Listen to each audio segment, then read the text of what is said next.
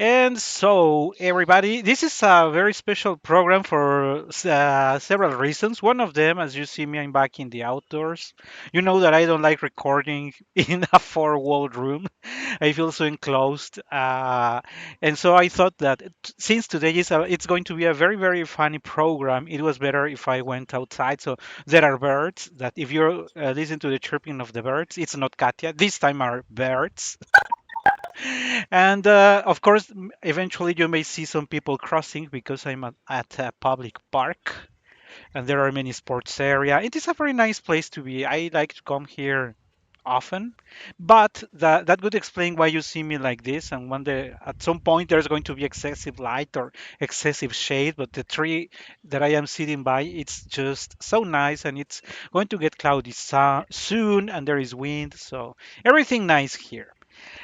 And I was saying that it's going to be a super funny program because today is going to be Mosaïque's encore, the unseen concert.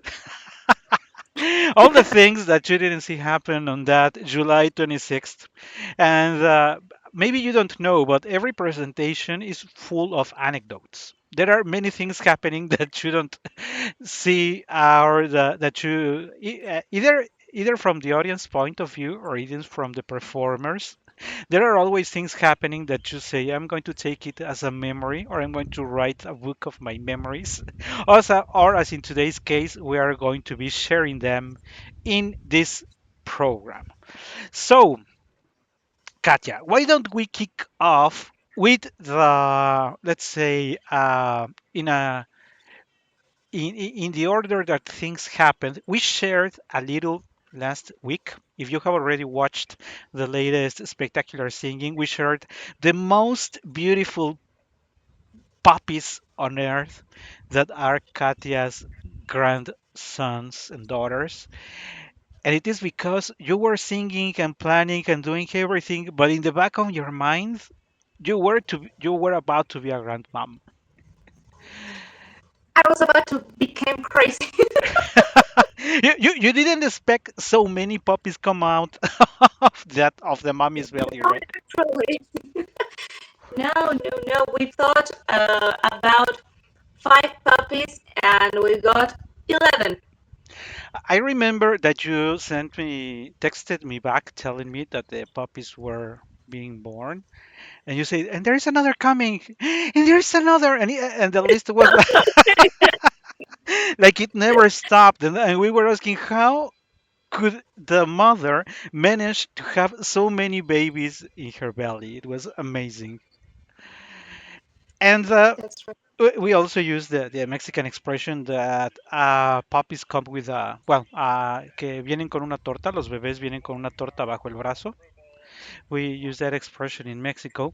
And so we were saying that Mosaic was in a way a gift by those beautiful, beautiful babies. And I wanted to mention this because people are not aware, but many times the singer, the performer on stage is, of course, focused, trying to keep his mind on what he's doing. But in the back of your mind, you still have many worries that maybe my mom is sick, or I have to fly after this because my airplane is leaving in 2 hours. And if I don't finish on time, the plane is going to leave me. In this case, you were expecting to be a grandmom. How did you manage? Because it was positive. It was very positive that you were about to be a grandmom and you were still performing in front of the audience and for our listeners in over 1,000 cities. How did you feel that day? I was, above all, I was happy because to sing is one of the most important parts of my life. When I was about to wrap up the bachelor at the university, we were crossing through the pandemic. Hmm. So it was a terrible moment for me, as I'm sure that it was for all the people that works on the stage, because exactly stages were closed. So I was thinking something like, well, mm, what am I gonna do when I wrap up my bachelor? How am I gonna sing if there's no way to perform? There are no stages, and what the heck am I gonna do? And suddenly I was singing here with you, with all of you that join us, and to be, well, back on stages first in our first concert in February, and this new concert, Mosaïque. Well, like you said, it is a gift from the puppies. Es su torta bajo el brazo, definitely. And I have to say that as a singer, it supposes that you are always nervous when you have to be on stage. But I enjoy to sing so much that no, I don't feel nervous at all. For me, it is one of the most great experiences that I can uh, be living in that moment. So I was thinking about the puppies because the vet told us that they were about to burn mm, exactly the day after the concert was the last day that they could be born after we should be worried about. And it was like, oh my god, just give me a couple of hours and and then we can take our lives back again. So I try to make a pause to I try to don't be thinking about them with this worry. Everything was joy in that moment, but just in that moment. Yeah. And now talking about being nervous, people in more than in the video, people on Spotify, Amazon, Apple Music are very aware of the voice of Alonso, who supported us in reading part of the presentation of the pieces. But people in the auditorium and on the video could barely see him because the computer recording was covering basically him. So if you were there, you could just see his hat over the laptop, but people on Spotify can hear him clearly because he opens every part. So it was kind of awkward for some people because they asked me, one of the friends that attended asked me why he was not, as it usually happens, as we call it in Spanish, as the maestro de ceremonias, right in front doing the presentations. And I was telling them that it was on purpose, that it was because the audio need to be very clear for the streaming. And so that was the reason. But since the people in the auditorium couldn't see Alonso, people, I didn't share it with you, but Alonso also traveled 16 hours that day to be with us the prior day because he was in Oaxaca. But instead of traveling back to Puebla, which is closer for people who know the geography of Mexico, Puebla and Oaxaca are close. But he was in Puebla, but since the family decided to stay a couple days longer, he didn't have his clothing ready. They were in the state of Mexico. So he traveled all the way from Oaxaca, crossed Puebla, Mexico City, state of Mexico, got everything ready, and back to Puebla. He arrived at 2 a.m. in the morning. I arrived at 12, so he arrived even 2 hours even later than well, we even got there is a night shift of the hotel. I had to, hey man, I need the door open because there is another guest arriving. So it was sort of uncomfortable because I had to wake up the guy who was supposed to be awake. And so the reason I was sharing you about Alonso because on the video and in the auditorium, many people were not very aware about Alonso. People, I insist on Spotify, Amazon Music, and all those are aware because that's the voice you hear. But also, he was very nervous. Super, super nervous. He even forgot words he already knew. And that's. That He shared. I also have to share with you that he is a performer himself. He's a professional dancer, so he's used to be on stage, but he's on modern music. So he was a little worried that but it is classical music, singing opera, and there is a pianist, and so you see the change of in the mood, the kind of people who was there, it was terrorizing him. He was terrorized because on the other mood, he when he enters the stage and the performances, he's clapping and everything is like that. But this is sitting, the serious soprano there, the serious pianist. And we are not serious. And we were not very serious that day, but the audience was at the beginning, which we are going to be talking about in a second. So poor Alonso, I really suffered for him. He even forgot to start the recording at the beginning. He made a second recording, which many people didn't notice. He made a second recording to his left, but he was so nervous that the camera was falling apart. So every 2 minutes, the camera was pointing more to the sky than to the stage. I keep the recordings because the audio is very good, but actually that's what it was happening. And maybe just before I forget, it was also very funny. And you have to agree with me on this, Katia. People think that when you perform, you actually, and when you're performing with someone else, that you actually see what is happening. And the truth is that you don't, because keep in mind, well, for people who just listen to it, picture in your minds the stage at the front. Katia and I, we were at the left corner at the bottom, the pianist in front of us, Alonso on the front to the right, and well, the area where we were performing. So we were basically at the back. From there, you really don't see, and I was not wearing glasses, and I'm short-sighted. So what could you see? Nothing. I just could see Katia standing up and singing and going back to her place. I really didn't Yeah, see. that's it. And but since I was close to the pianist, I was taking a look at the score. Because he's also very modern. We have to say that because more modern pianists and moreover pianists have their scores on a tablet, which Yes. is I am old fashioned. If I don't have paper in my hands, I I really need paper. I need paper. I don't feel comfortable with a tablet or something. it gives you some, well, in my case it gives some sort of confidence of matching the emotion, feeling that you are about, even the sensation of passing to the next page is lovely. So when I see that they do it with blinking or something else, mm, but I was looking at that, so I was taking a look at how he was. And that's what I also wanted to mention. And just to confirm that when you're singing, you basically see nothing, the back of Nothing. everybody.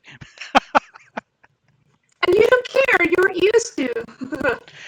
And that's why I realized how it all went when I watched the videos. Until I watched the video, says, so it went like that, so it looked like that. Because for the first number, for Giulio Cesare, remember that Cleopatra has to seduce to convince Giulio Cesare, which you did with a gentleman who supported in this game, and we put the chair there and everything. But I could see In your this case, back, he's the puppy's grandpa. and he is a puppy's grandpa, by the way, for people to know it. And but I thought that it was being great. What I could see was the chair and your back, and at one moment when you're facing him, I couldn't see anything else. And at some point, I wanted to descend and to sit among the public so that I could enjoy it myself as well. Because I said, "Oh my God, this is a part that I don't like of being the performer. I don't get to see anything. I get to learn it afterwards." But well, so because people asked me also how did I feel about it, and I said I suppose it was good. I mean, I really didn't watch it. I don't know. It worked for me. It worked for me. I hope it worked for you. And I would invite people, if you watch the short that that I published soon after Mosaïque, if you saw it and if you don't, go to the video on Mosaïque and stop it at the first of Katya's performance, is Cleopatras and Julio Cesare, because you need to look at his face. I mean, his face is wow, full of admiration, respect, love. You know that there is this phrase that says, "Quédate con el que te mire como te están mirando, fulanito." Like that. People in the auditorium were very impressed. Ah, yes. Yeah. But remember that I couldn't see anything but a chair and Katia on an angle. So I knew it, or I hoped, or I expected that it was being good, but I couldn't see anything. So basically, the feedback that the audience was asking me is the feedback that I needed from them. You tell me how it looked, but because I couldn't see it. So, Yes, so share. and I think that that was a very great opening. You know, which also made me laugh a lot. Um, uh, there is a friend who told me, now we're moving to Olympias, Les Oiseaux dans la Charmille, the doll song. Remember that you and I improvised that that we were pretending that you got mad at me and that you left the room. I remember that after the presentation, it is this girl coming to me and saying, "I really thought she had left the concert. I really didn't know what was going to happen later." And then you stood up and say that you didn't care. Yeah. She said that she and her friends, because she didn't attend alone, even started talking among themselves and said, "What is going to happen now? The soprano just left, and this guy says that it doesn't matter. Are they going to stop the presentation or what?" So, Or is Ricardo about to sing Olympia? and we have to confess also that she says it is because I know that you can make people get mad very easily. So I really thought she made it with Kat. She thought that you were the victim when everybody knows you're never the victim. Soprano is always the victim. Only in the operas. In real life, it's the other way around. Of So, course, no. and so that was also super fun for me.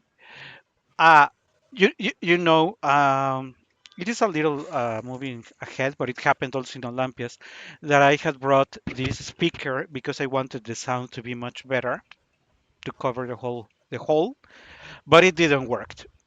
So you were rehearsing and I was connecting everything, and that crap never worked. So in my mind, it was super fun and super great, and the moment you need to present it, it just doesn't work.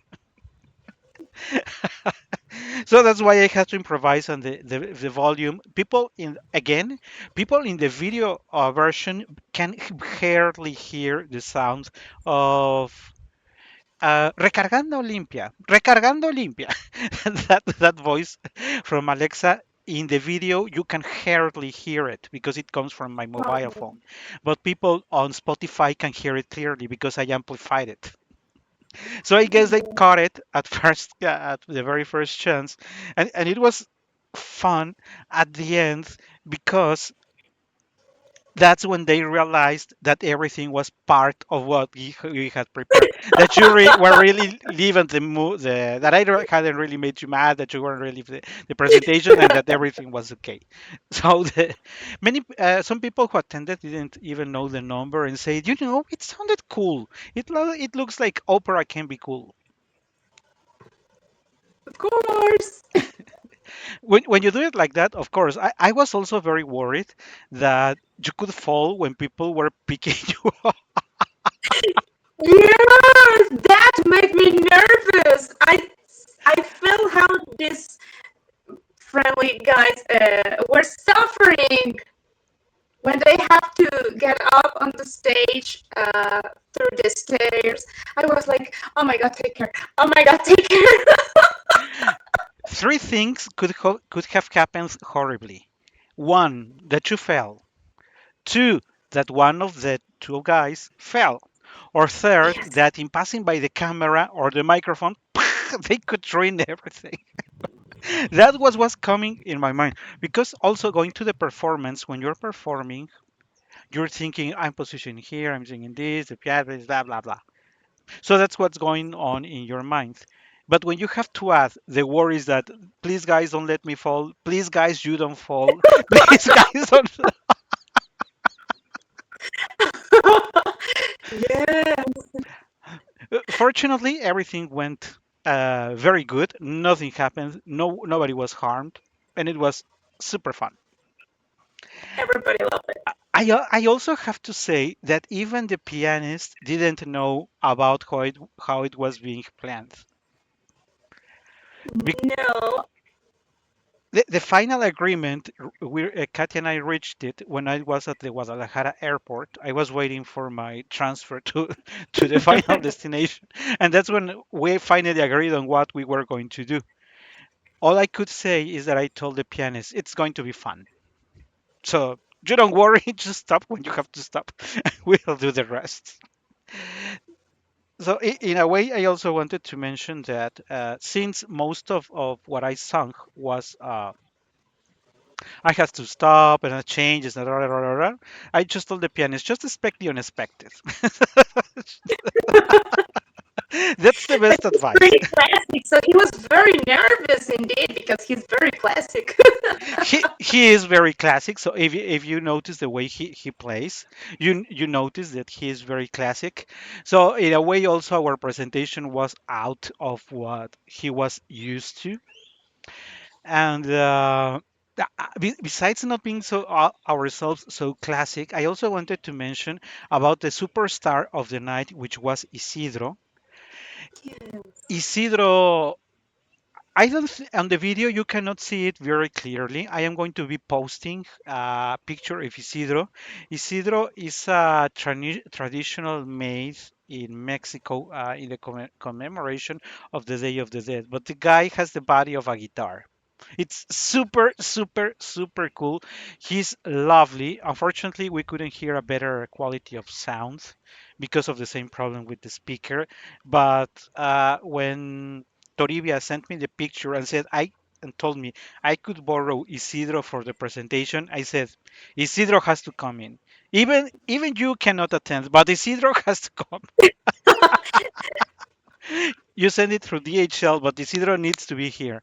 And Isidro, I think what was a great appearance, made lots of sense with the music of the guitar that we played. And I don't know about you, Katia, from your perspective. Because I have done this way many times, but sometimes people are reluctant. You say, "Hey, who wants to come here with me? Hey, who wants to Oh, come nobody here with wants. me?" And nobody.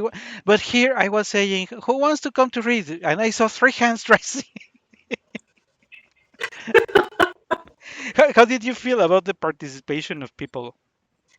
I love that because for me it's a kind of feedback that we are making them feel comfortable.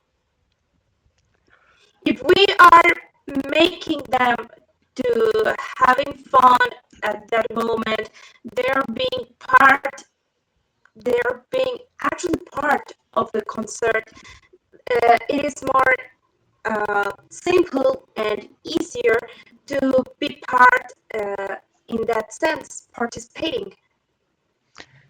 Many people, because of the positioning of the microphones, there were things happening that people on the video and people on Spotify could not catch, but we who were present at the hall, we knew that happened. In my first participation, when I explained the situation of Herman, and I asked, "How do you feel when you really want to have someone by your side, but you know that she or he will not be there?" There were several voices who said, "Ay, se siente bien feo, ay, no." And many expressions like those that were very, very, very sincere. And When you feel that people are answering you and connecting with the emotion that you're going to try to communicate, you really feel like it's worth it. It's really worth it. Which, before I forget, leads me to another comment. I don't know if you got a similar comment, but the last lady who came to read, it was not Dime que sí, La Llorona. She came on the stage to read La Llorona. Uh, After the presentation, she approached me and told me, I have not attended many opera presentations, not opera singers. This is maybe the second or the third time. And she told me, and this is the first time that I feel the emotion. I said, oh, Ah, I'm gonna me- cry. she explained. I didn't, of course, I didn't understand the language because mainly Katya sang in several languages. Uh, uh, she said, I paid attention to the explanation and I felt the emotion in every piece you sang. No. And I said, oh my God. Well, that was intention, but when somebody tells you that you actually achieved it, it's when you Yes. say, wow, well, maybe I'm doing a good job there. Probably. Probably. Let's make a pause there because we are going to exceed the time of part one and we are halfway of what we want to share. So we're stopping part one. There's going to be a bonus for the coming month in November. So we're not saying bye, just this small pause so that we continue with the next of the comments. Okay, so this is the second part because, as always, we speak too much, and 30 minutes were not enough for sharing with you. We wrapped up the first part by saying how it was for me. It was really a moment that touched me. That somebody approaches you and without you requesting anything tells you, "I really felt emotion today." In one of them, they told me that they even wanted to cry when you sang Solveig. Well, I have to say that Bernardo, uh, he is a very he's a very calm person. He usually doesn't cry, but he told me that when I was singing Solveig also, he cried a little bit. It's Yeah, very it was beautiful good. from anyone's perspective, but it's also sad. We have to confess. And I think we need to wrap up in 5 minutes because I am about to run out of battery. Remember that we are in the outdoors. So I am going to stop the recording for a second for the final seconds. Give me a sec.